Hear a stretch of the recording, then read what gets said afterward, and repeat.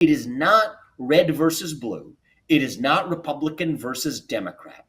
It is the managerial class versus the free everyday citizen. Okay, it is the Great Reset, this new vision invented in Davos, Switzerland, that says that leaders in the private sector and public sector have to dissolve the boundaries between the two to work together towards the common good, which, by the way, includes regulating Bitcoin, which, by the way, implementing global regulatory changes to create alternatives to the central banking fiat and central banking monopoly around the world. But that's just one small part of the story.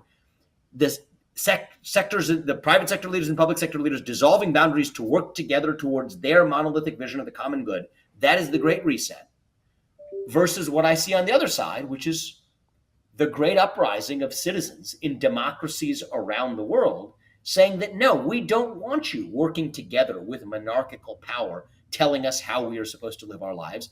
We determine that in a free society together, where everyone's voice and vote counts equally, even if we disagree, messy as that might be. That's how capitalism works in the marketplace of ideas. That's how democracy works, through a one person, one voice system of political governance.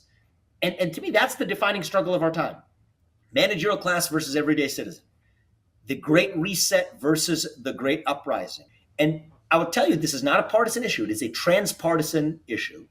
It is not even an American issue. It is a transnational issue.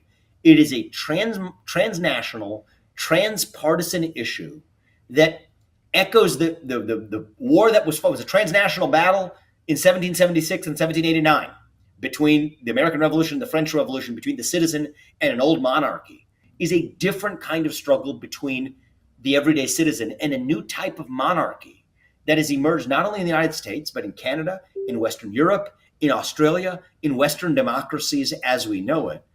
And I hope this story ends not with, I don't mean to be dramatic about this, but I think if there's a third world war, I think this will have played an important role in spawning it.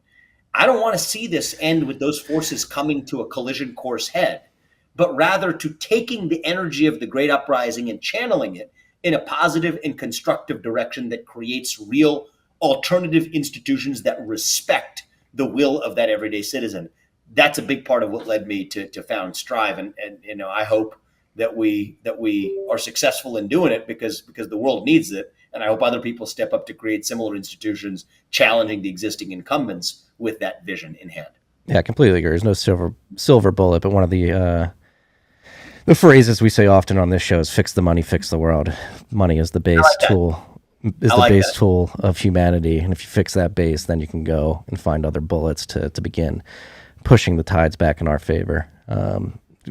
It's like, it reminds me of the first chapter of my book. Actually, I'll just close on this one. Is called it the Goldman Rule. And I worked at Goldman Sachs, and it was a funny story. For those interested in the story, they can read the book. But at the end of the story, there's a guy who's in the group who says, you ever heard of the Golden Rule?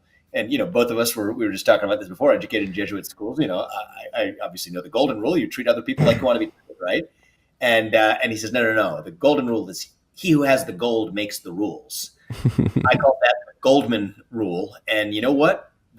It's true of the BlackRocks and the Larry Finks of the world today. He who has the gold makes the rules.